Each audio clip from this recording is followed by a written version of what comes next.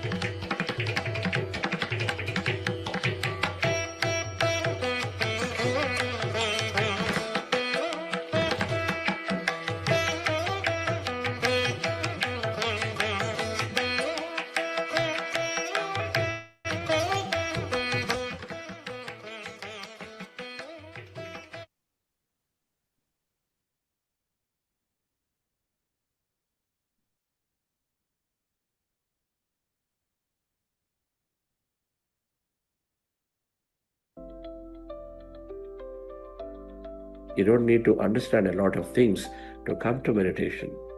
It is very, very simple. It is simply sitting down with our eyes closed and observing the breath. There cannot be anything more simpler than this meditation that we're going to practice. And then that simply, when you close your eyes and observe the breath, and then automatically mind is becoming empty. The goal of the meditation is to clear the mind. And so the clear mind helps us to gain clarity. A clear mind stops interfering into the body functioning. And so health becomes greater and greater, and then clarity develops. But a greater joy than spreading this message of meditation. As we always keep saying, Annadana is important, Vidyadana is important, but Dhyana Dana is the most superior thing. With that, everything you can get. You don't depend on anybody. Yeah, truly friends, I suggest and recommend that this is the best thing which can happen to one's life, to really surrender to this process by keeping the analytical and judgment mind out of it and really enjoy this to take all the benefits. So when you change your brain waves, you change your state of being, by Dr. Joe Dispenza. And of course, that's what Chandra sir said in meditation. We just deliberately enter these alpha, theta, delta brainwave states where the mind is both very much aware, but also deeply relaxed. And this is where the change happens. Through this meditation, I also learned how to not take everything into personal. And I always keep reminding myself about the 4 agreements that Chandra sir mentioned. I feel like those 4 agreements are my Bible words. I can say that. It's really exciting. Some of my key learnings so far have been acceptance and surrender, and also knowing the reasons behind what happens in our day-to-day life. The why aspect, the why me. So as Chandra sir aptly puts it, why not? So that has opened a lot of wisdom and understanding about life. Now I'm more optimistic and more happier, more joyous. I have manifested so many things in my life. My dream career, the way exactly I wanted it, I manifested it. In fact, sir, it even happens sometimes. I used to think, I wish it was like this, and it happened so beautifully. I think a universe listened to my inner whispers and it manifested. Now I look forward each day in my life. So I live a purposeful meaning and looking forward each day in my life. That is the greatest benefit I receive each day. I used to have a lot of death fear. So I overcome my fears through meditation, and I used to have a lot of health issues. All the health issues have been healed through meditation. However, through BuddhaCEO, I discovered that meditation can benefit people like me, those who are struggling with repetitive and negative thoughts. By faithfully following the process and dedicating myself fully, I noticed significant change in my thought process within just 3 months. And this is a beautiful, beautiful platform that helped me evolve emotionally. Now, I do not regret about the past or be anxious about the future. I have learned to be in the present moment. Have seen benefits in terms of developing mindfulness. I don't have to remind myself for any event. I don't have to put alarm for that. I'm able to give my best at any moment of time just by setting intention. I also happen to heal my allergic condition that I used to have, having frequent throat infections. I just realized that it is not occurring anymore.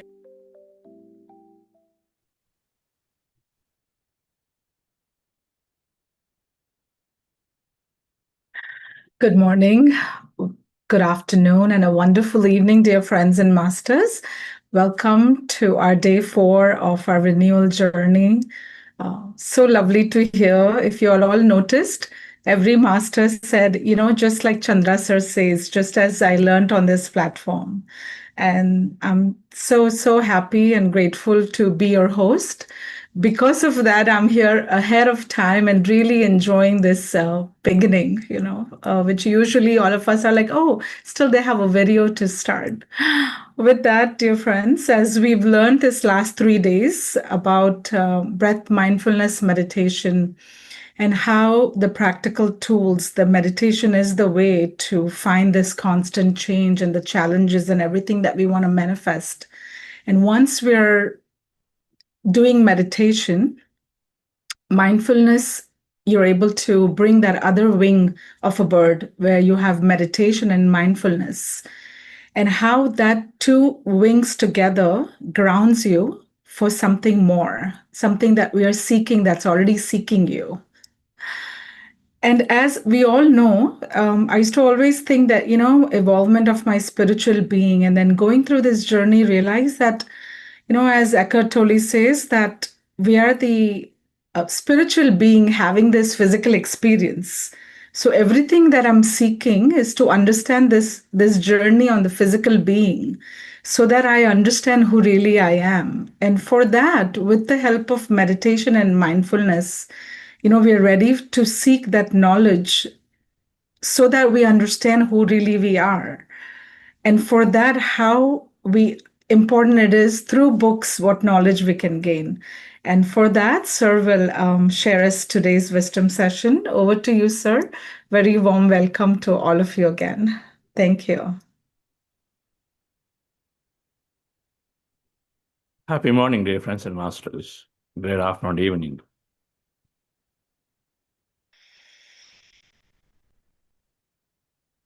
Why me to why not me must happen.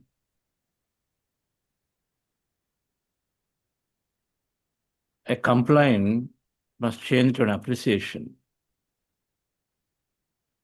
A lack moment must change to a gratitude moment.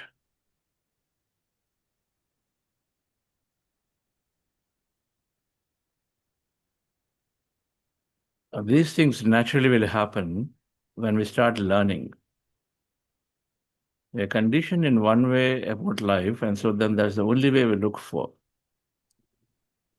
But meditation for the first time is helping us to just step back and then look at life, pause on things. Why not?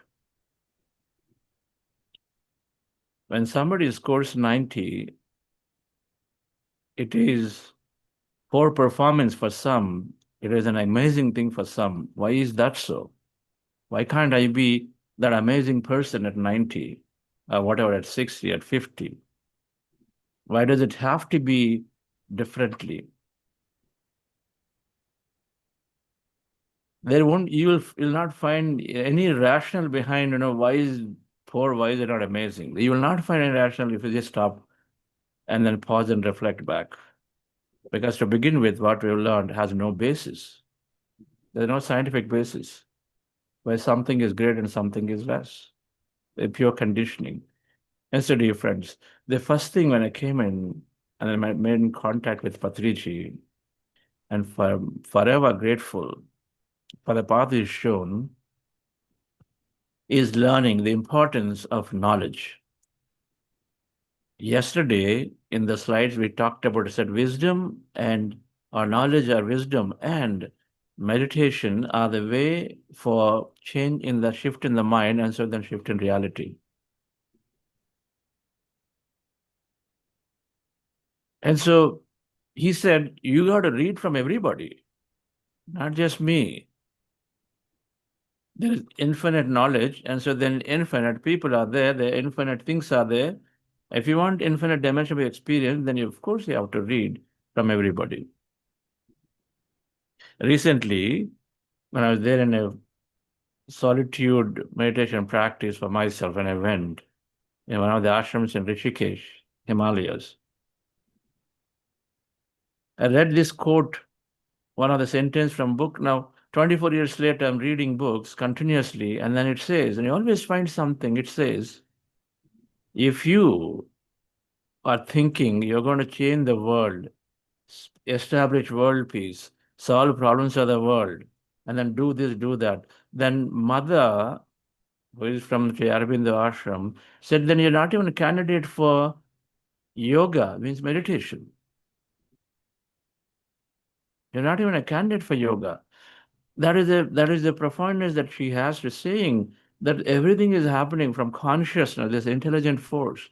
If you and I are thought very intelligent, and which we are practically minuscule, even from quantum physics, 0.000001101%.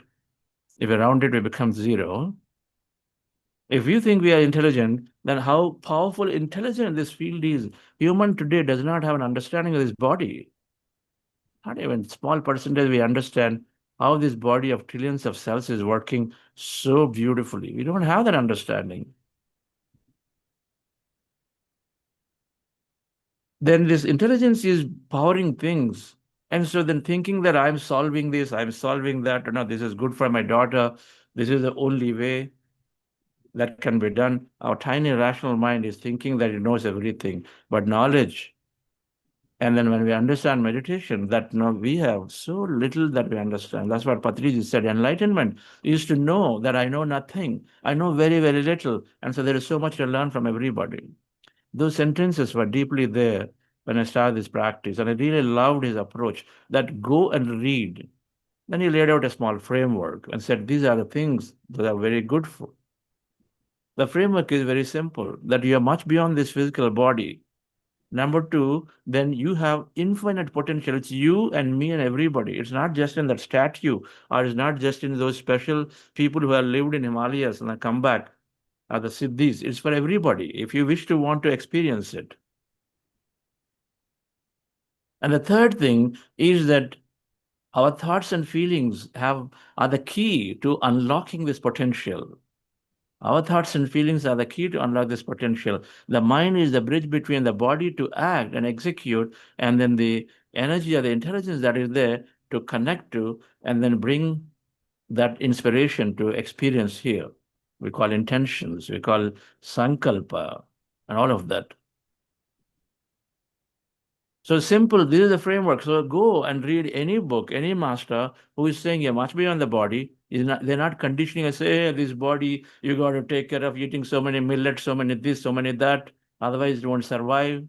That's not the wisdom. Then it restricts you, limits you.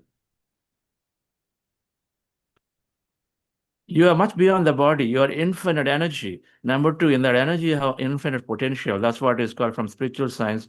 I'm not the body, I'm the soul. I have the Godhood in me. And then that infinite Godhood, the divinity that I can experience through my thought and feeling, if only I can change them, dear friends. And so with that understanding, I've read many books. Patriji says he read 100,000 books. An average person is reading one book in every 6 months, whereas very successful leaders are reading a book in 2 weeks. Go figure. The knowledge is profoundly there when we start meditating and then read right books. And then I read Patriji, this book called Tulsi Dalam, long, long ago. He wrote in Telugu, then we got it published recently. It gives fundamental understanding of what are basic words that we use in our daily life. What is brahmacharya? Oh, it's renouncing life. Not at all. Meditation, oh, you give up things. Not at all. Everything is documented. Some of those concepts. What dharmas we have? Body dharma, sharirika dharma, sangika dharma, take care of family around you. Swadharma, take care of yourself. It's called tridharma concept. Take care of yourself, your intelligence, the inside you. Sangika dharma, your family and everybody around you. And then body dharma, take care of your body. 3 dharmas. Are we giving any time to the inside? We only put all the time towards, Sangika dharma, earn money, money, money, money. I don't take care of the body. That's how we are. Was there even a slight amount given to meditate, to take care of and nurture the spirit inside, the consciousness inside, that thing that gives us willpower, that thing that gives us intuition, our direction in life? And that thing builds so much energy into our body. How many people, by the way, since for 3 days or 4 days you are now here, feel there is some kind of energy that you are there. You feel more energetic than before. Please write in the chat. 3 days, few days later, my people feel that energy. And so I read this book in the beginning and it gave me a lot of clarity about some of the terms, particularly useful for those who are studying Indian culture, Indian philosophy. Even for those who are not Indian culture, gives them tremendous amount of insight into And then, of course, it also covers many, many masters worldwide who have done some grateful writing. And so it covers gist of some of those so that from there you can go on, read those masters. One of the masters is Osho. Osho. I've set aside his books. This book is called Book of Women. Amazing, amazing. There's Book of Men, Book of Children. So many books are there. And I set aside because I had this judgment in my mind long ago. But the very first book shattered everything I thought about him or whatever that's been projected. Is if you want to live life, and then read his books. Living life, what does it mean? How to simply be there, how to let go of things, how to be in great joy all the time, be mindful, be free from inside. This is the book gives you the strength and courage with a lot of humor and wit. But this is a book that helped me to transform. You can't see the title, but this is called Conversation with God by Neil Donald Walsh. It's not this book with 3 volumes, but I read the first volume. And then all answers came to me. This one book is called Conversation with God by Neil Donald Walsh. An amazing, amazing book, gives answers around every question of life. Friends, family, earning money, my birth, having children, lack of children, problems around society, what do you do with workplace? Everything is answered. Who are we? Where did we come from? Ultimately, friends, it comes to the same question. Have you even thought about and understood, why am I here? When Patriji came to our home long ago in the year 1999 or 2000, Vani was there. He asked Vani, what do you do? She said, I raise children. He said, that's what animals do. What is special about you? He was questioning and say, have you figured out who you are? That's what everybody does, basically, right? Raise children, produce kids, go to office, earn money, put living. But then is there something more? Or no, at the end of 60, we come and say, okay, my life is over now. I retired. And so then what do we do? Then fall in dependency of somebody else? Or something more can I do? The moment you ask the question, dear friends, which is what our master said, ask, who are you? Then you will understand, what's my purpose? There is something called fundamental purpose. If this particular fan remote, which is so beautifully helping me to stop the fan on the fan, it's got a purpose. You got to think that this human body, there's such an intelligent body that is not ever understood by the modern science yet, and will perhaps will never be understood just through the scientific understanding. Then there's got to be a purpose. It cannot just randomly come. This theory, randomness which just randomly evolved, is totally flawed. How do I know? If the purpose of life is to be there joyfully, then the meaning of life is to be there joyfully, to be of some meaning that gives us deep satisfaction. That comes only by asking the question. I never got it until the time I actually explored that. Now today, I live my greatest moments of my life. I work much more than when I did my corporate work. An IBM executive, I was working for many, many hours, but I work much more. I know this. But still, I'm the most satisfied and joyful person today. How is that possible then? Because I beautifully aligned to my purpose. So, dear friends, we take this as a very, very, very important practice. If you want to be really gain benefit of meditation, this program, then you ought to be looking at some books and start reading. We support you in the journey by introducing another parallel program to this called a book club. It's going to start, and some announcements will be made where somebody is going to read some books. Our amazing volunteer masters are doing this work.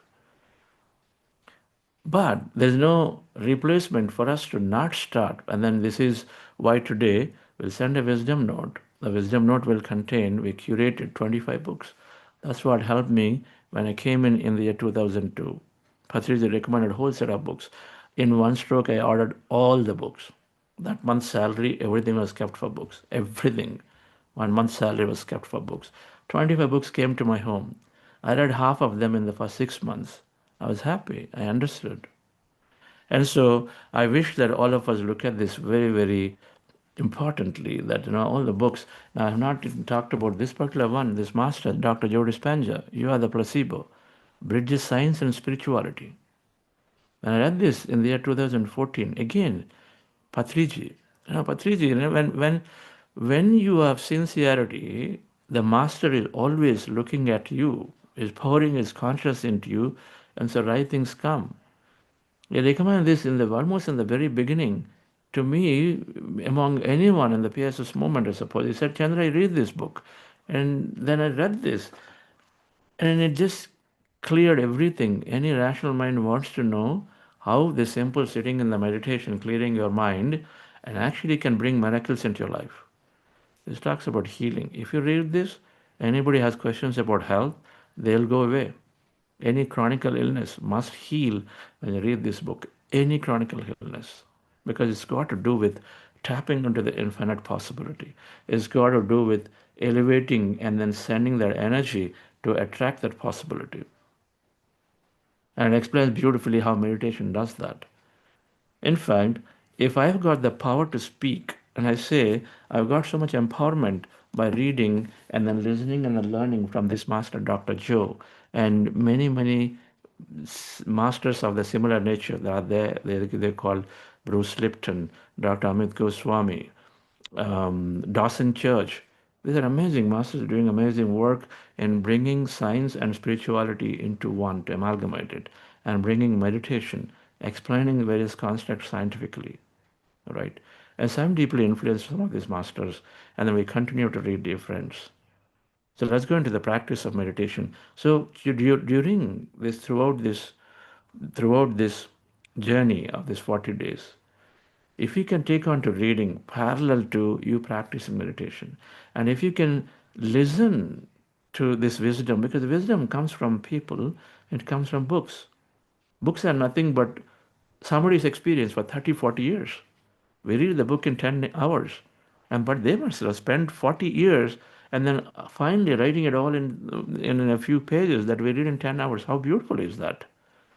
That you don't have to do the same 40 years of experimentation to know. I was there in this practice in the last 14 days. I'll tell you how we keep learning. It's not that just because you read something, My feeling of this 14 days of meditation was that I know so little, number one. Now I met this master, B.V. Reddigar. He said, if you can be the most ordinary person, in spite of whatever you do, and however extraordinary, however successful, however wealthy, rich, this and that you are, if you can be just simple man, simple ordinary person among people, then you will be very contented. Then you will be greatly progress in spirituality.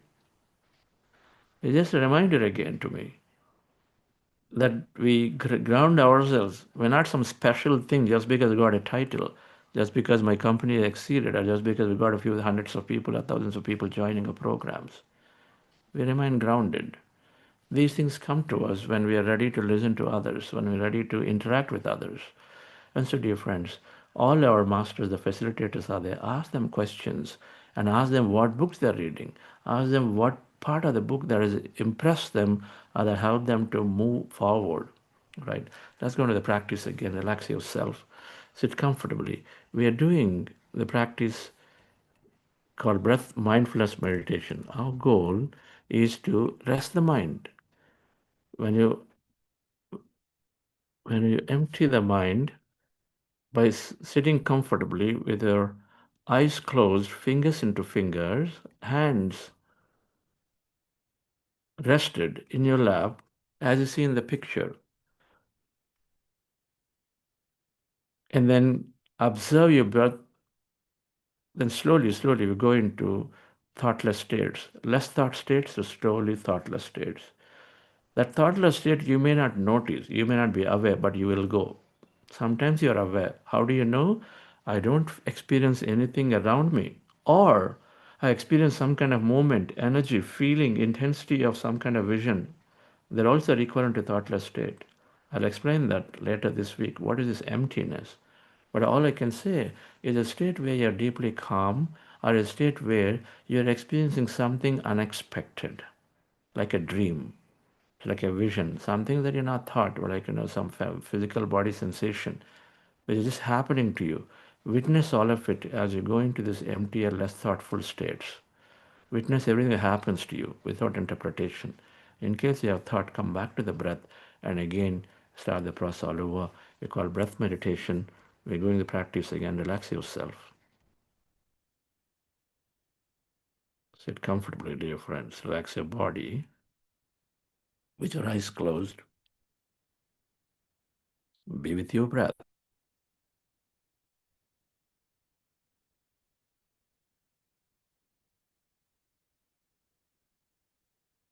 We play light music. It helps us to go into deeper meditations.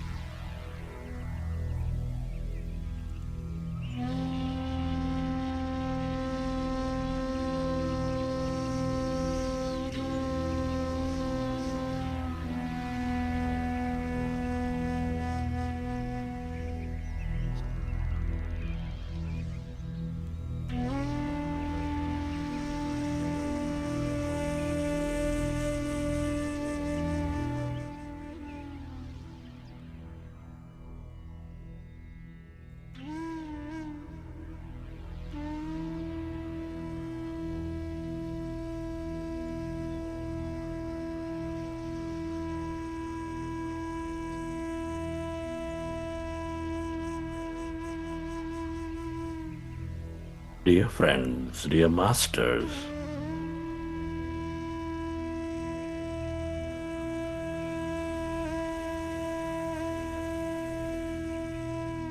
we are going into this powerful group meditation. Merge into your breath.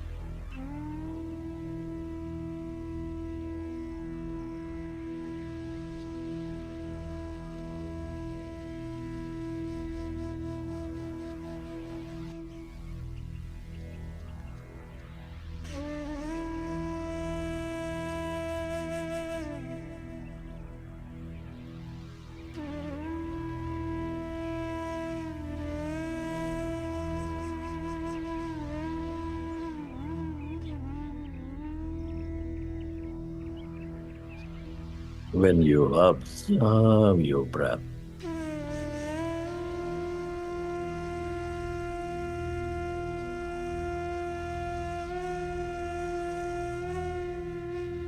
our mind becomes calmer, our body deeply rests,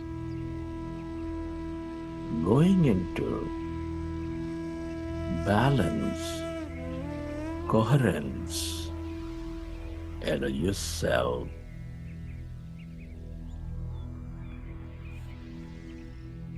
To merge into your breath.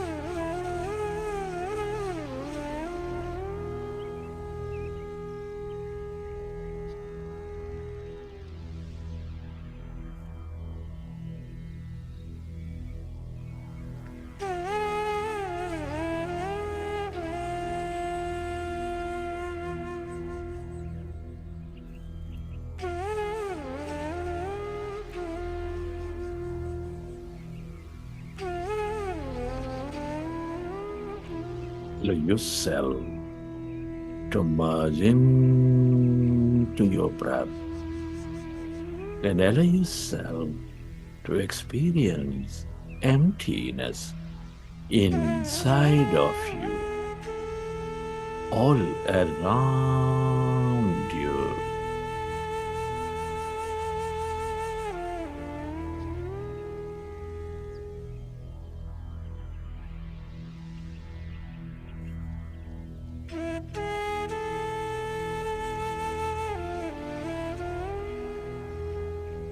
If notice thought, go back to observing your breath.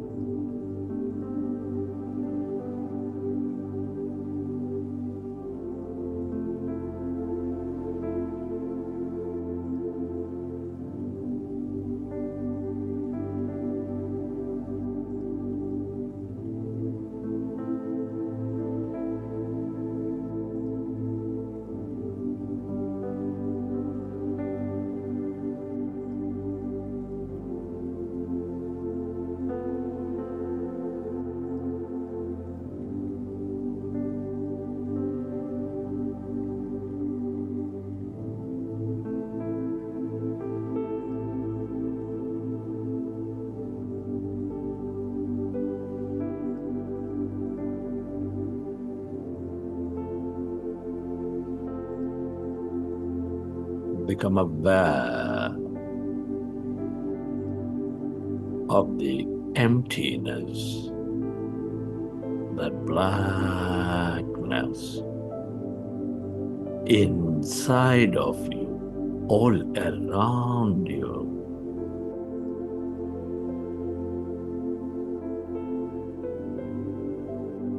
That's energy.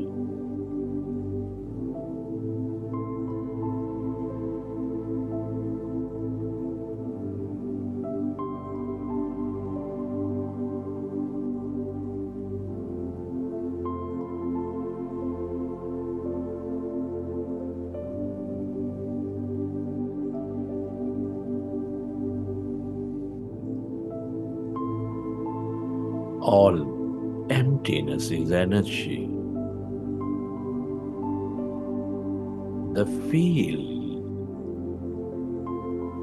of infinite possibilities.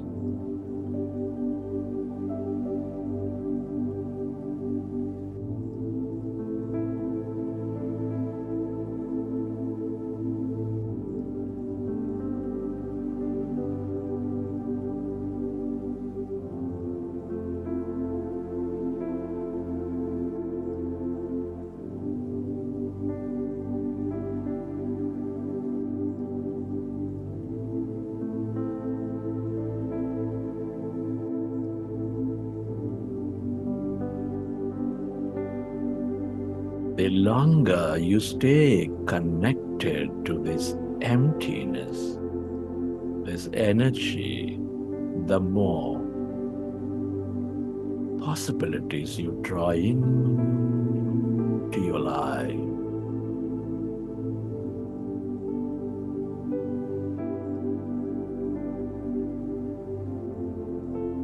The more abundance you draw into your life.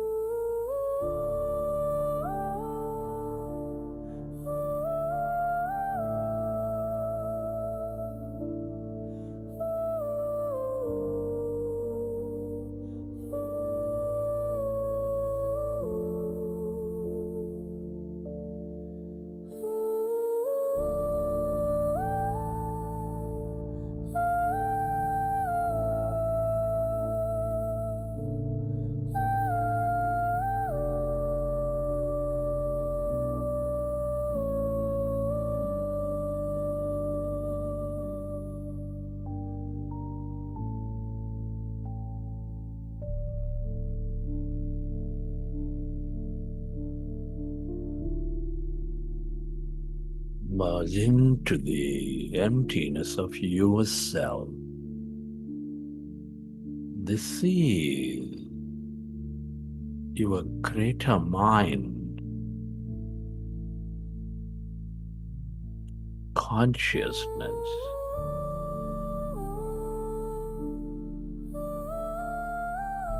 The field of all connection. The more you are with it in this emptiness,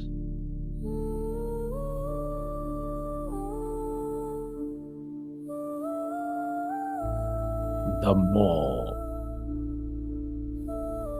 divine you become.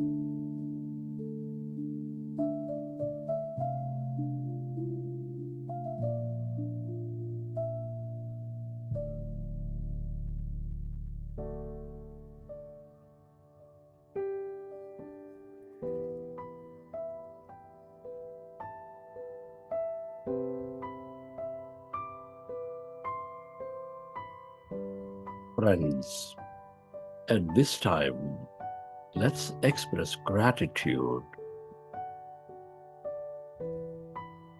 Gratitude is the ultimate state of receivership. Can you express gratitude to your parents, your teachers, mentors, for expanding our knowledge and wisdom? Knowledge is precursor to experience. Your deep gratitude to everyone in your life for helping you learn many things.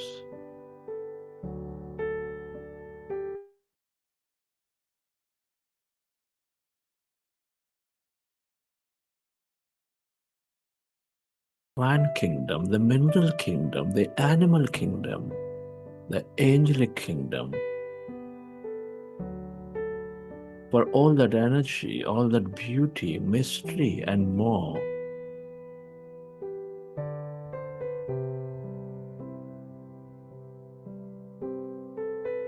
Gratitude to the technology, the system, the companies, the governments, for they make our life so comfortable.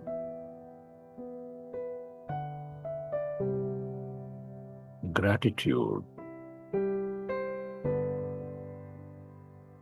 to yourself for exploring consciousness and to this intelligent universe for helping us experience this life.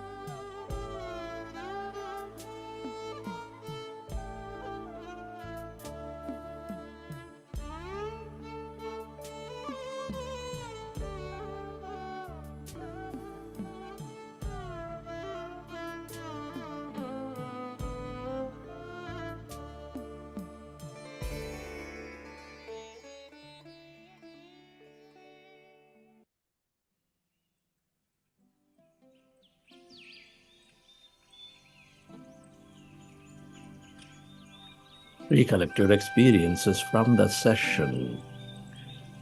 How did you feel?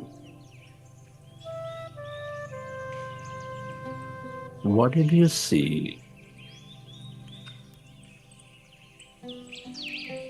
Whenever you're ready, you can keep your hands on your eyes for 5 seconds and then open your eyes.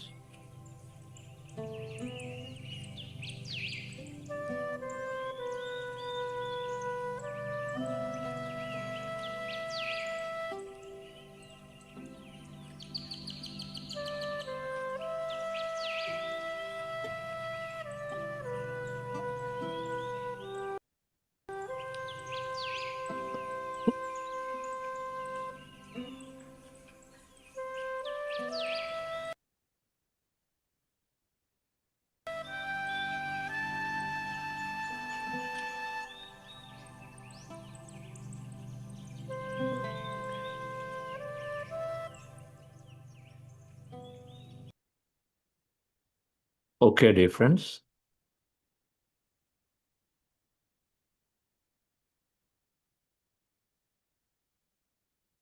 Hope you enjoyed the session. One more time, another half an hour of meditation. We're going to go slightly up in this program.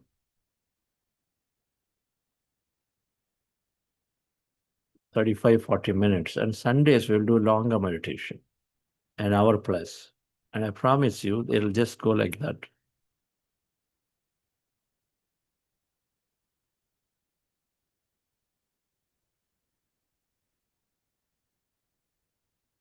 This process, I was chatting with somebody, this process requires that you accept thought as part of the meditation process. When you are closing your eyes, when you observe the breath, you have incessant stream of thought. If you have, you observe the breath.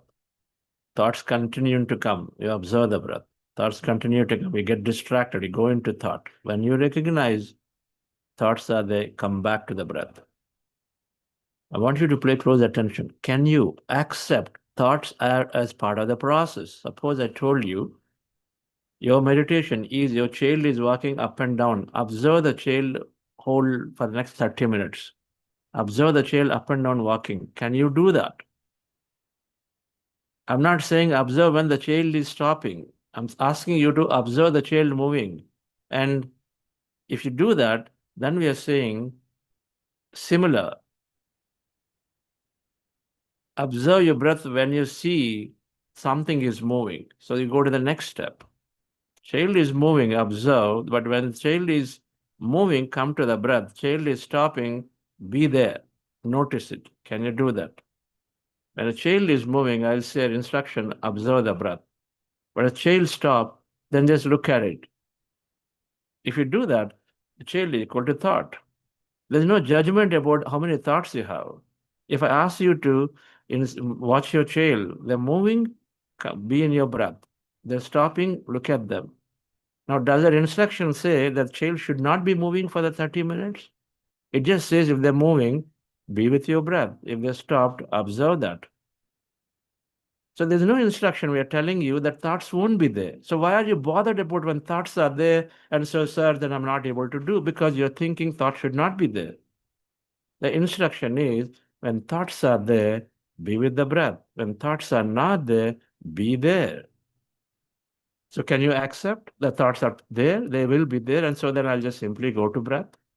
Can you do that? Can this be more simpler? If you do that, dear friend, then you will not judge and say it is becoming difficult because you think it has to be no thought. Did I say that? Thoughts are there, come to breath. How about that? Please write it down.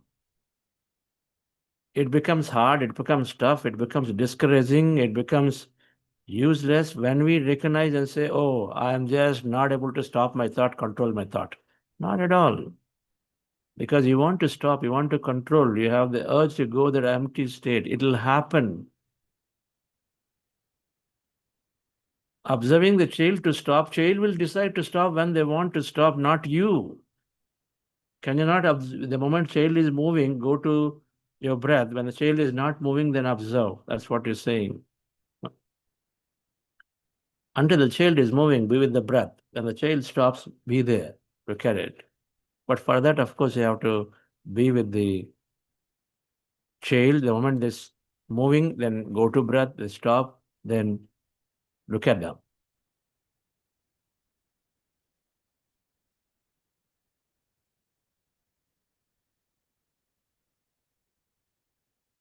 This is the simple understanding. If we can gain, and if you can accept thoughts as part of my meditation process, they are beautiful. Mind is the greatest creator. Mind creates. Of course, negative and positive, they will change in due course. You are here, 40 years of life is over. Now you come here and then 30 minutes of sessions you want to master and say now everything is going to happen. Give it a little bit of time, be gentle to yourself, love yourself, and say, it's fine, now come here for this. And like all things, there'll be some time to learn and practice, and I'm going to be in it. First, recognize and acknowledge yourself. You're here, the greatest being. There are basically unlimited, any number of energy entities are looking for a physical body to enter. We are so grateful to be entering into a body. That itself is a miracle. That itself means that we have done something special to be here, to be learning through it, dear friends.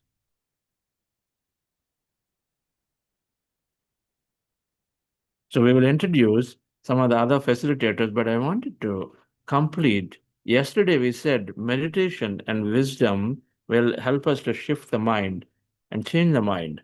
And what does that mean? What does that mean? And how is it changing? How is it changing?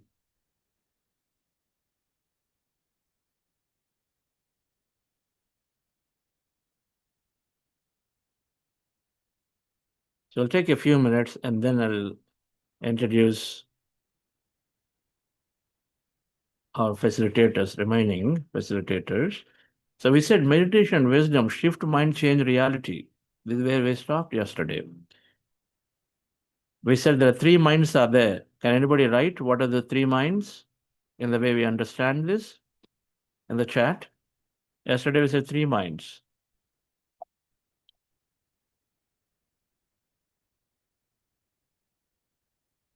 There are three minds.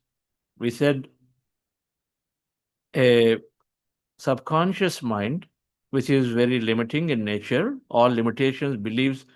Let's say I'm good for nothing, I can't stop my thought. That's a limitation you're forming already. The limitations are formed when you do something repeatedly. If you try 3 times or 4 times and you suppose that something doesn't happen that you want, then you say it's not possible by me, or it's impossible, that doesn't work. That's a limitation. That's exactly what we're saying. A belief is formed just like that at the drop of the hat in everyday life. As you encounter people, traffic, governments, you go to a government office and you try 4 times, then you say, man, this is like so true. It is so impossible to do anything here. And you know what? There are so many articles have come. Then we try to argue to our limitation to justify all of that with all the articles, pointers, the memories that are there in our past. Because mind also works like that. It tries to help you to form a fact in your subconscious so that it can operate for you whether you are there or not there. It's an autopilot mechanism given to us beautifully. The question is, what kind of facts that I've put in there? Is it a limiting fact? Is it an expanding fact? Is it a useful fact or a useless fact? And a useful thing is, that every day I wake up and then take a few minutes to pause and reflect. It is so good for the neuroregenesis. Your brain circuits regenerate. I'll take a few minutes to just reflect. A useless thing is, for example, to say, oh, I'm crossing a cat, I stop because the cat is going to do some bring negative omen to me. Does it have a rationale? We formed a belief, then you stop. You lose 10 minutes just for that. The same 10 minutes you use to regenesis. There you're ready to give 10 minutes to stop and start, but we're not ready to give.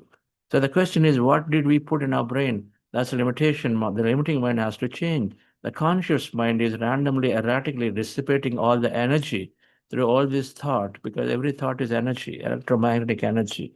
And so then we save that. It also creates negative things. And one mind brings miracles, and we've forgotten, we don't even know. In 1700s, when the Industrial Revolution came, all the subjectivity, consciousness, God stuff, everything disappeared in the textbooks. And so now became very westernized. We think that unless I touch and feel and see, nothing exists. Unfortunate, but then it'll come back. Nothing is unfortunate, but things are happening in the best way so that we all collectively raise to recognize and say, there is this beautiful consciousness, intelligence, which is behind me, which is supporting me in every step of the way. It's called awareness. And so we need to connect back to you, dear friends. So meditation is, and this knowledge, just this knowledge I'm talking today, will help us to ease ourselves into sitting for longer in meditation, even if thoughts come, isn't it? Knowledge is not there, we drop meditation. So the thing, the model is, when our mind is mapped into a iceberg, in our brain, the mind is mapped an iceberg. The tiny subconscious, that yellow color lemon shades thing, is a big iceberg bottom below the surface. It's a big iceberg is there, and then tiny tip of the iceberg is noticed outside, but the big iceberg is inside. So while inside it is very small in physical matter perspective in our brain, but then that is actually driving 90%. What does it drive? Your routine thoughts, your routine feelings, your behaviors, your beliefs, habits, perception, judgments. And the bottom side here. Whereas the top, the conscious mind, the beautiful conscious mind given to humans, the greatest gift humans have compared to animals, is to use them in the most logical way. They use it in the most illogical way to kill animals, to do sport on animals, to build aquariums to stop the fish from living their beautiful life and then have them in our home. We don't want our freedom to be taken away, be put in a cage. Imagine how it will be if you put in a cage for the lifelong. Oh, it's so nice, the fish is moving. Yeah, somebody else will also watch us in a cage and say, oh, this intelligent human is moving around here. But this logic and reasoning and willpower, learning, these things are there to do a beautiful creation. Only humans have it. But the thing is, according to research, now we use only less than 10% of it. All of our events are happening through subconscious mind, which is fixed to certain things that it's conditioned to. That poor child doesn't want to eat egg, but mother is forcing, eat, because she also didn't know. She thought that is the only way to get protein. The egg, life, destroying life. The child doesn't want because they know that is not right. They don't have something inside is deeply there. Feelings are telling them because their consciousness that don't destroy life. You have so many other things to get everything into the body. And so that is a belief that is formed in there because that is a conditioning thought that is given to us. And so we operate through subconscious.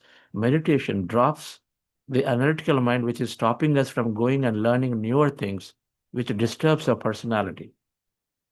And instead, it helps us to look at and reprogram our subconscious mind with the newer facts that are useful. Suppose a statue is there. If consciousness is there everywhere, why do you say it is only in the statue? Why do you say it's got to be my God? Is there any rationale for it? It's there everywhere. If the consciousness is there everywhere, why do you say it's only here? It's only in that particular place. Isn't it?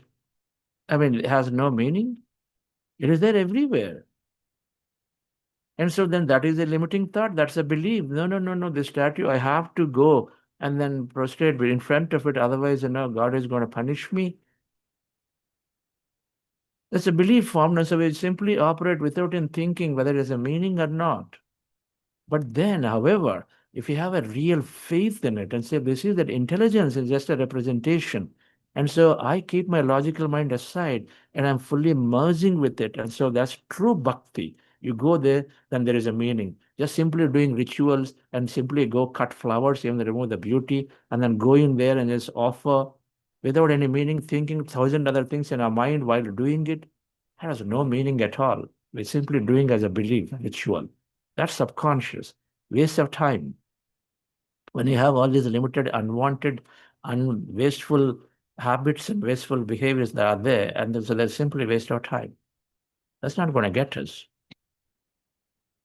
So, dear friends, meditation helps us to look into what is that useful thing I have inside of me. It's called your personality. What is that useless thing? And it'll slowly help you to change the useless to more useful.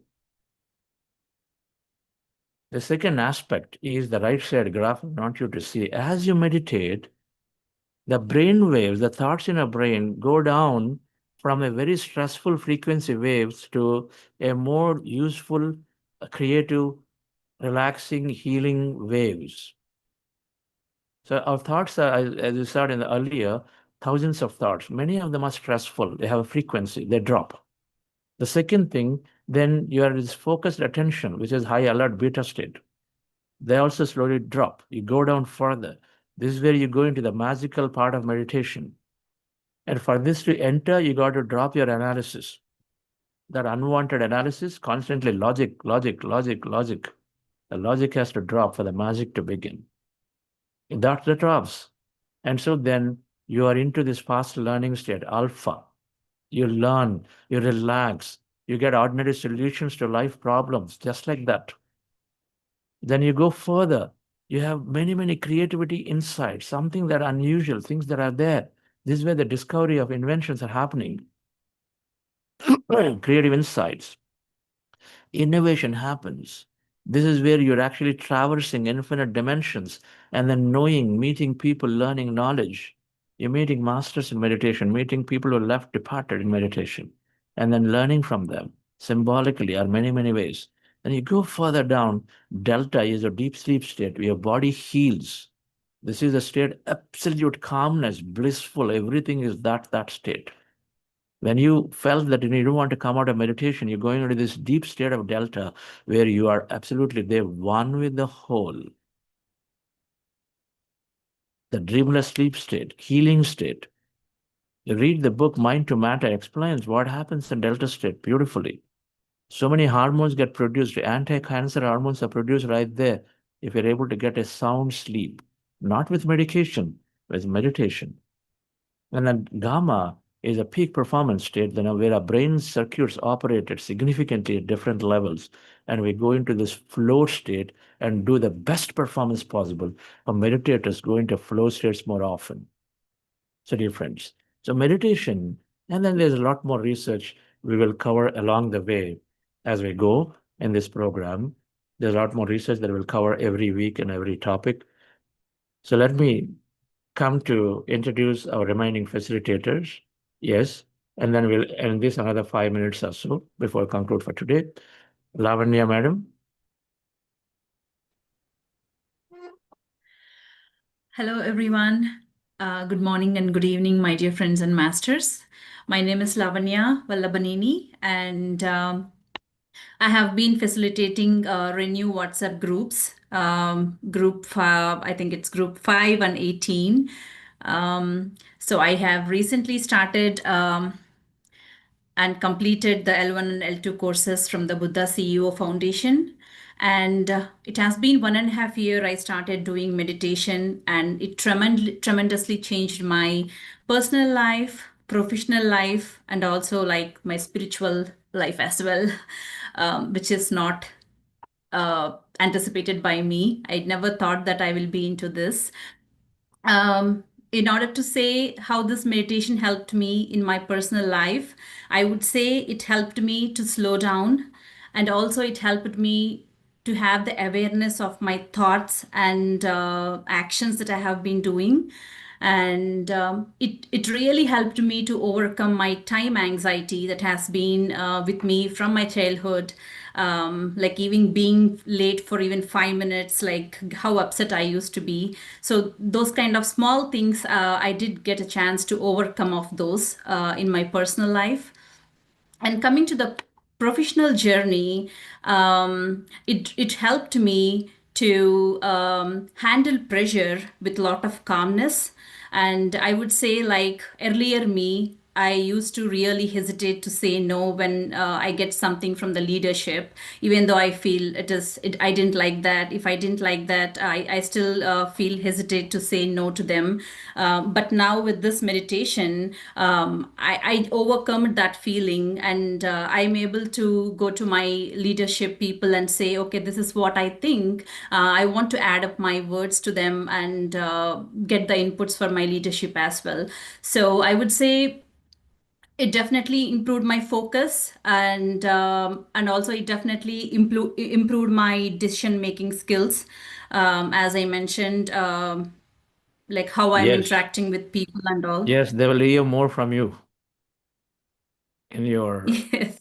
next week breakout room. Please go ahead. Which groups you represent? Your groups. I think I have covered that, sir. I represent Renew Group 5 and 18. Wonderful. Thank you, Lavanya madam. Yes, Geetanjali madam. Thank you, sir.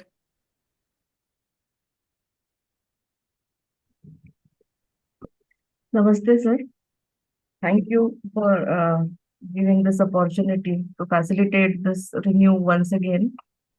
I'm so glad to be here on this platform and doing this job.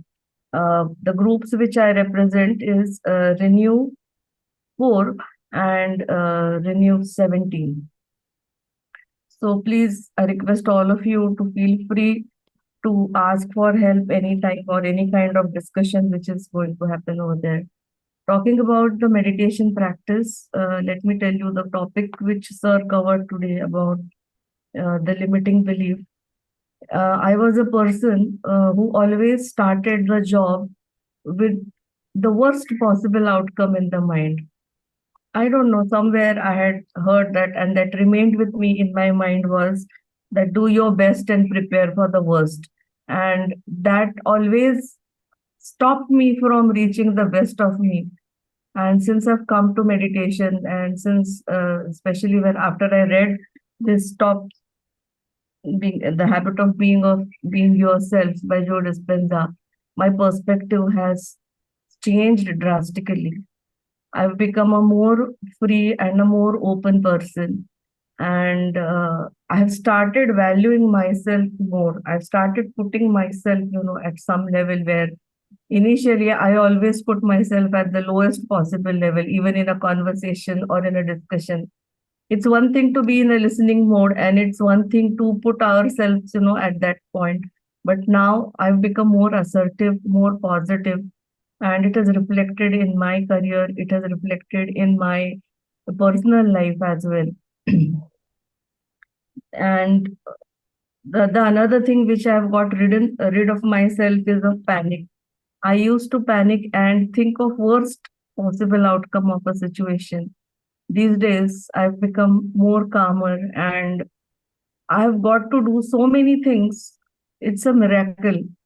Like I just had to go for a tour, and I wanted to visit Microsoft this time. When we went to Hyderabad, I had to take my students. But let me tell you, it was a difficult task. I got a no from so many people. But at one point of time, I remembered a friend of mine, and I just called him on a hunch that, can you do this for me? And I was so glad that I could go to that campus and visit that campus, for 3 hours with almost 70 people. And that was the first for that campus also. And this was something which I never imagined. I absolutely never imagined. It was a chance which I took. So thank you. Like this meditation has really made me miraculous. Thank you for that. Thank you so much, sir. Awesome. Awesome, madam. Everything happens. You develop an assertiveness. That's what Lavanya Madam was saying. You become courageous to express. When you express, things come because they trigger right thoughts. Thank you. Yes, Arunaji. Yes. Good morning and good evening, Masters. My name is Aruna. I'm facilitating Group 6 and Group 19.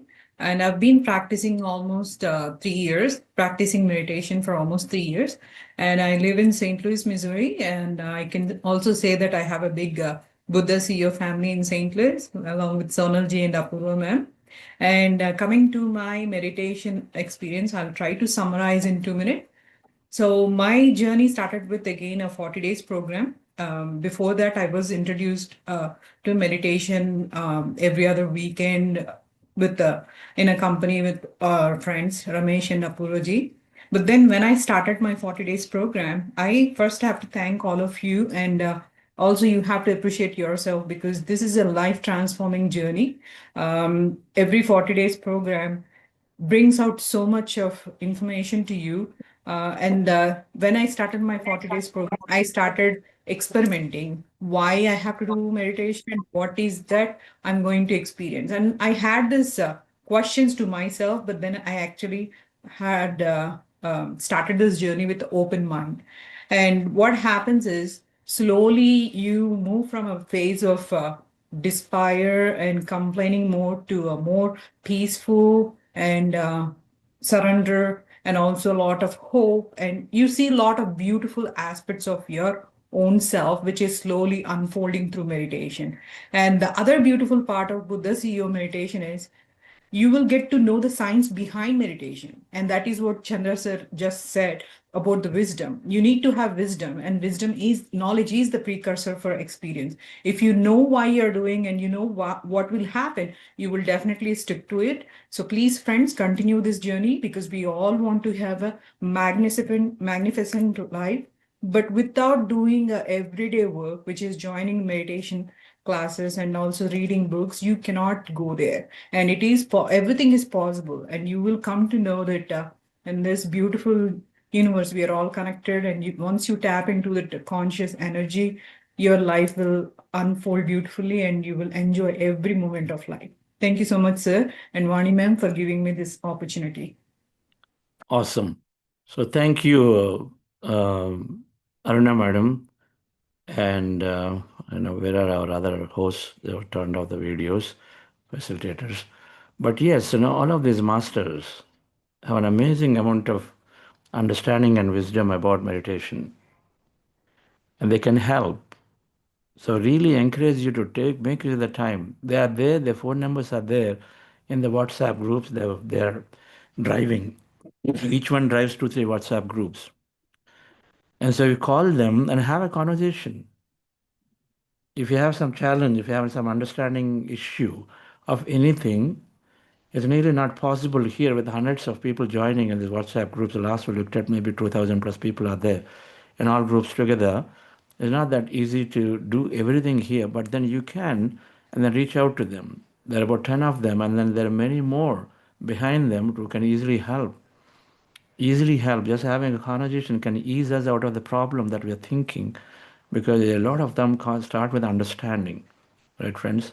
So please make use of them and their time and their wonderful volunteering help they want to offer. So thank you, yes, Sonalji, and announcements to conclude. Yes, And sir. we will listen to this great master, Kiran, and Nidhi Mehta madam is a program coordinator. Kiran is just amazingly beautiful, holds our technical hosting behind. We'll listen to them too as we go along. But by no means they are very, very successful in their organization and what they do. One is a senior officer, another is like one of the wonderful technologists. But yet here, very quietly behind the scenes doing things, want to help. Yes, Sonalji. Yes, friends, I hope you are taking advantage of the PDF booklet that we send about breath mindfulness meditation. But a gentle reminder to please take time to finish the pre-assessment that we have sent. We use that significantly for our research, and it'll also, help you to map your own progress throughout this 40 days journey. So we'll be sending one in the middle of the program and also at the end of the program. So humble request again, please to take time to finish that. I will really appreciate that. That's all, sir, for today. Thank you. Thank you all and have a wonderful day. So we'll see you again at 6 a.m. tomorrow, India time. Thank you. Thank you.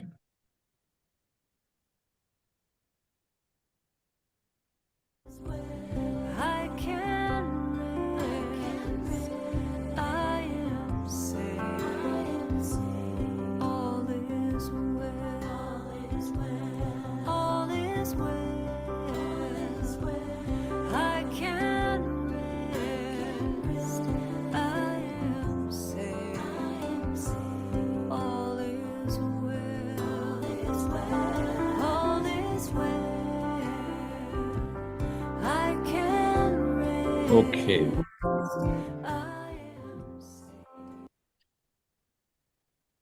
Yes, sir. We have a beautiful question here. It says, please accept my heartfelt gratitude. Thank you very much. I've been a Hatha Yoga practitioner for more than a decade. However, when it comes to meditation or savasana, I find it very difficult to calm my mind.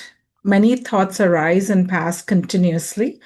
Compared to my physical practice, mental stillness feels much harder to achieve. I kindly seek your guidance. Yes, we are a sensory being, and so anything to do with the senses is definitely easy. We are, of course, it's very conducive. So that we can be here in this body and form to experience life is just a way of one of the many dimensions that we're part of. But then, if you want to, of course, transcend beyond this body to know who we are, then mind has to be rested, because mind to matter it is. And so the mind is rested, obviously the matter dissolves, and so then we experience. And so it can appear to be a little daunting and challenging if we think that I have to control. If we accept that thoughts are part of the process, so let me just know the right technique, and so then you'll naturally go into those states in due course. So without necessarily judging that I've got a lot of thought is difficult, can we forever permanently remove that judgment and say, okay, I notice my thoughts, I'm going to breath. Can you just do that? Be there. 10 days, be there. 20 days, can you be there? What's the hurry? Just to get one song, one raga, just to know a little bit of it. It's not before 3 months you actually start singing when you get to music practice. So people know that. Not before 3 months you even get to complete basics before you go there. So this is also like that. Can we give ourselves 3 months time? Why is there it has to be 3 days or whatever? So if you do that, that's one. Number two, now there is a myth or wrong understanding that meditation means in the empty state. Not at all. We will go into emptier states without even our knowing. We go and sometime and then come back to thought. We go again sometime and come back to thought. That itself is sufficient to do wonderful things, to tap into that infinity, to experience that blissful, joyful, peaceful states. They will happen. What is required is that without judgment about how thoughtless I am or how many thoughts I'm getting to me, without judgment about it, we transcend that. Instead, we simply say, I'm very sincerely, I'm practicing, and then I wish to know myself. The intention is lacking. I wish to know myself, more about me. I wish to go into this inner depths of me, to tap into my intuition, to know the right thing to do next. And I wish to experience that deep calmness, that ocean of peace in me.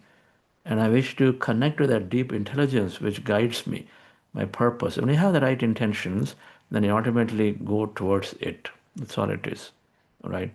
So this practice will give us sufficient knowledge to move into right intentions and this program, and naturally then we will succeed for sure. Yes. Thank you, sir. The next one is, I was feeling some energy from my palm to the fingertips. And secondly, during some phase, I couldn't even move my body even a little when I tried. Can you share your thoughts on this experience? Please answer that. Some energy from palm to the fingertips, and secondly, during some phase, I couldn't even. It's because you're experiencing different bodies, different energy channels, and blocks are opening. So instead of analyzing, I think what I would say at this point is just be a witness and come back to your thoughts. Or if you're enjoying wherever you are, continue doing that. Wonderful. So common experiences of fingers having that energy being felt. And second thing, you said a body did not move, it's frozen. Right? What it said, body, I could not move the body. I could not move. Is that what it is? Yeah, even when she tried. You tried. So this is, do you ever remember a dream where in the dream you tried to shout, you tried to move a limb and then you couldn't? Do you have that? Please answer. How many people felt that in your dreams or in your sleep? Not in the dream, in sleep. In sleep, at times, something is going on and then you madly try, you shout and you try to open the mouth and nothing happens. You think you're true. Then you try to move hands, move legs and then don't move. You are like a dead person. The same situation will happen in meditation, where a body is completely transcended, our energy bodies. There's something called astral body that goes out, Sukshma Sharir Yan. That happens. In Patanjali Yoga Sutras, Dhyan, the seventh one, seventh limb Dhyan is Dhi plus Yan. Sukshma Sharir, Yan means travel, Dhi means Sukshma astral bodies, Sukshma Sharir, true travel of that. It happens. We are energy bodies and we travel, and that's what dreams are about. Dreams are not just random things that are happening just because some hallucination. You're not understood, right? We read Seth books, this master Seth books, to understand how the nature of reality is. This is Seth, S-E-T-H, Seth, about this whole life and how things get created through this field. And so the experience you're going through is an experience where your energy bodies are actively there, as Sonalji said, are traveling and scanning the field, while your physical body is practically lying there. That's all it is. It's going to come back through a process called silver card, and many things are there. We need to read the spiritual science. Read a book by Robert Monroe. Um, Out of the Body Experiences, Robert Monroe, very scientifically written book. It can help you to sort of understand some of these aspects and go further quickly. Yes. Thank you, sir. The next one is why it feels so rush and hassle every time. Although I try to be positive every time, what's the reason behind that? Knowing my environment is toxic, I try to know it and find a way out, but I always feel drained and feel in the same cycle of being sad and not affected by those toxic people. You meditate and just practice these things, madam. Increase your understanding of life, knowledge, read books, and meditate. These two combination you will recognize and say where to make a change, and you'll make a change. Our environment influences significantly. There's a placebo research that tells that senior citizens, a group of senior citizens in a resort, kept within a week of time they spent there, became young, youthful in 1 week. They gained 20 years of youthfulness just by staying in a week of resort, by doing a few things, as the environment was giving them signals that, yeah, you're younger and younger and younger. So the environment has significant influence on us. So we need to be very, very recognizing. Number one, to be aware of the environment, of what we have around. And number two, and then have the knowledge to say it's useful, not useful. It's not useful. You will have sunenge, so chodenge. We'll listen to them, but we forget and then do what we want, one thing. When you have the environment is toxic, we have the opportunity, we change it. But for that, first we have to change. What are we emitting? If I emit all good signal, good vibe, good energy, then there is an opportunity for them to change. But recognizing and then changing your environment by changing, helping them to change, or you change, meaning you move to a new place, new company, new system. Or third, you build a great wall inside you where nothing nothing bothers you, right? You build a beautiful shield inside you with a stronger mind and understanding through meditation. So then you will know it. But just the answer is meditation on this program, more reading. And if you're doing that and still not getting it, then you're not interacting with the right set of people. You need to have a group of meditators around you. That satsangs must happen. If you do satsangs, if you do wisdom constantly, learn, and then you meditate, you will sure be out of the situation very, very quickly. The next one, sir, ma'am, we already talked about this, but because you have taken the time to write, I'm still going to say it, but please be sure to go see what sir answered yesterday in our discussion. The question is, I'm losing my energy very fast and getting fear of my life because I lost my job and I'm into huge financial debt. Yeah. Increased understanding is necessary, madam, about life. What happens? Can I not stay for some time without job? Okay. The debtors come. Can we explain them? Okay. What are they going to do? They're going to put us in jail? Many things. We got to say, you got to ask yourself, why not? What happens? What's the worst thing that's going to happen? What's the worst thing that's going to happen? I don't have food. Is that the worst thing that's going to happen? None of those. Even if it's that, there's so many people. There is a master called Jasmihin living on prana. At least 30, 40,000 people just known to her through her who moved into living on prana and breath. I'm just talking about things here to say we increase our understanding. The moment we change our understanding, suddenly our anxiety drops, our thoughts change, suddenly you draw abundance, things will change for you. All it requires, in any case, is at this point what you may need is some quietness, some peacefulness to just resting the mind. So this meditation will help you to bring that quietness. And you're quieter, you'll develop a little more acceptance of it. I think those are required. So please do the meditation. But do read. Do read the book Conversation with God. It's full of packed wisdom. Every sentence, every page is full of it. Just read the book. Take this as a greatest opportunity right now that you have because you never pause for yourself. You pause now. You pause because the job may not be there. In fact, I love it. And I'm looking in my teams when the programs are produced and say, when is my window where I don't have to do anything? And so then I can go and read for myself. I'm looking for that. You got it. You got this on your platter given to you a whole bunch of time for you to explore yourself seriously and then become the greatest person. That's possible. All it requires is 6 months of intense practice and then knowing and reading. Suddenly you're a changed personality. Suddenly life is changing. Yes.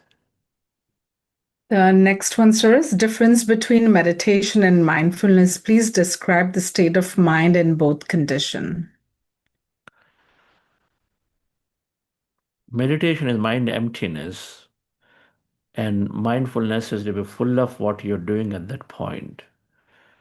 So we are mindful to begin with, to be with the breath in meditation, but then slowly we let go of it, and then you go into empty states of mind. Empty states of mind is to explore the infinite reality, the quantum field, the consciousness. Mindfulness is to explore fully what is there in front of me right now, fully with my senses. One experiencing the body, all the senses, all the emotions fully right in front is mindfulness, and meditation is to experience equivalent of this physical dimension is the infinite dimension field. Meditation is to experience that dimension fully. Here you experience, there you experience. Here you experience your physical senses, there you experience your extra senses. Right? That's the difference. You have whatever experience you have here can have there. For example, if I'm seeing a flower garden, I go there. Mindfulness is to be with that flower fully. Look at it, the beauty, the touch, the smell. Only fully are involved in it. So something beautiful happens. So you start appreciating the creation behind it. You start learning many things.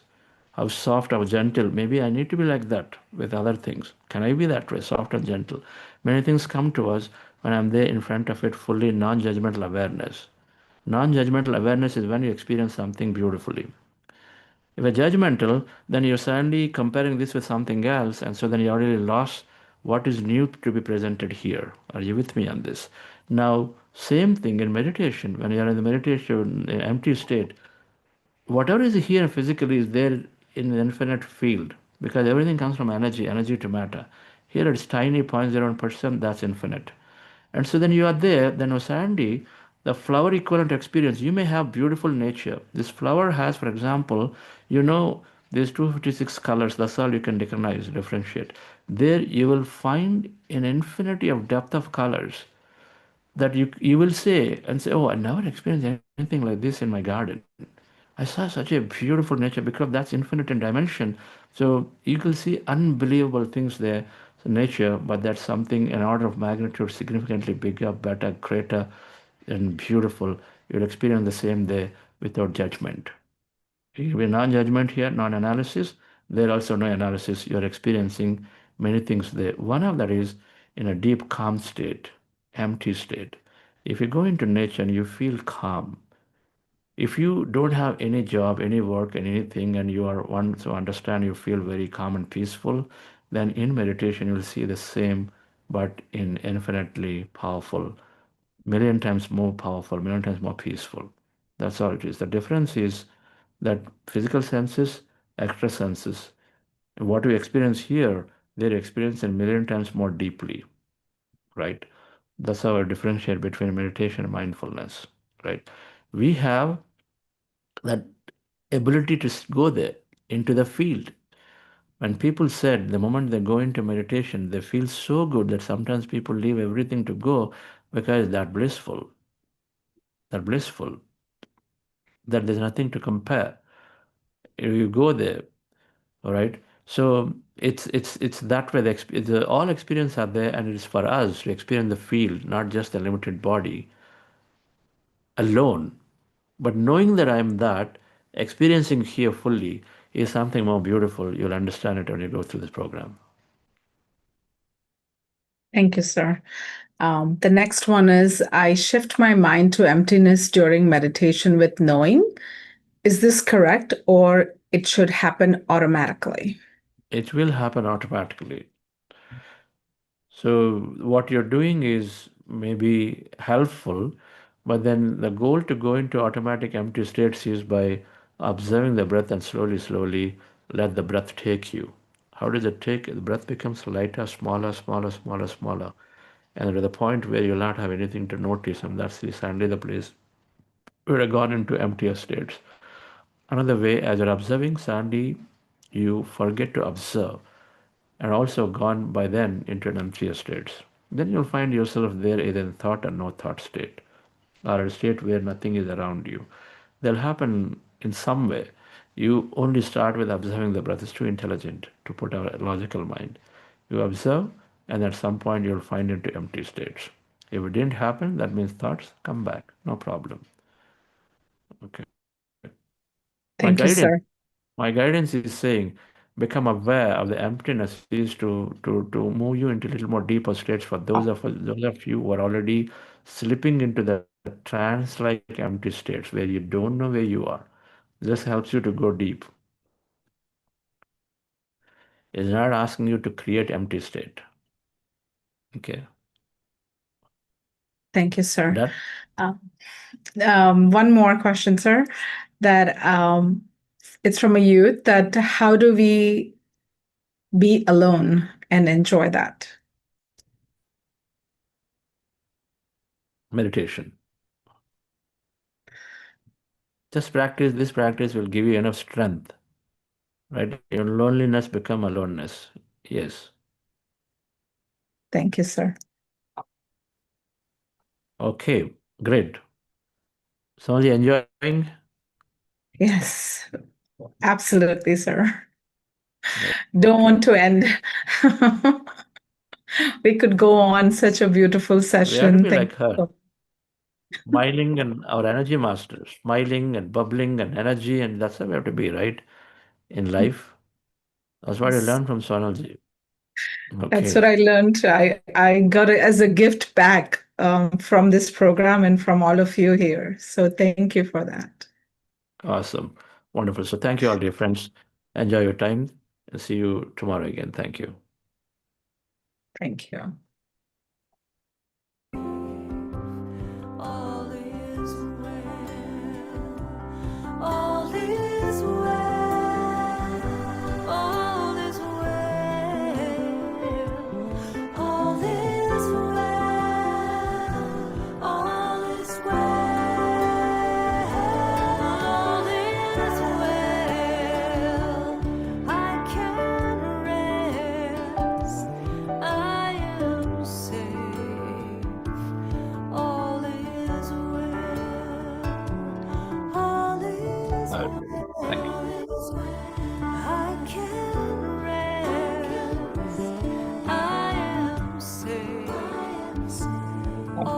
Thank you.